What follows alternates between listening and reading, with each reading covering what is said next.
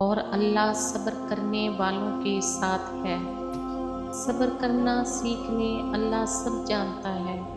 وہ جانتا ہے آپ کب کن وقتوں سے گزرے ہیں۔ یقین کریں وقت بدل جائے گا، کیونکہ تبدیلی کائنات کا اصول ہے۔ صبر کرنے سے صبر آ جانے تک کا سفر نہایت تکلیف دہ ہوتا ہے۔ کسی کے صبر کو اتنا مت آزماؤ کہ وہ صبر کو ختم کرنے کے بعد سب کچھ ختم کر دے۔ صبر آ جائے تو پھر کچھ بھی ہو جائے تکلیف نہیں ہوتی، دل بس شکر کا ورد کرتا ہے۔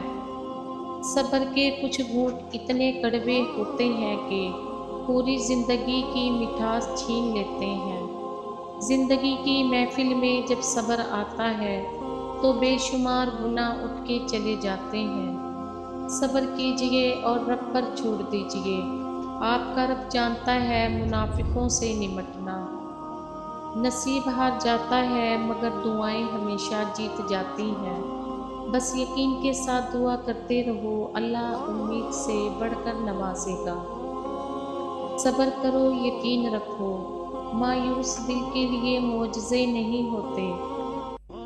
صبر کرنا اگر آسان ہو جاتا تو اللہ پاک نے صبر کرنے پر اتنا اجر نہ رکھا ہوتا۔ صبر اتنا رکھو کہ عشق بے حد نہ بنے، خدا محبوب بن جائے محبوب خدا نہ بنے۔ جو خود نہیں بولتا اس کا صبر بولتا ہے، اب ڈر بس اللہ کو کھونے سے لگتا ہے۔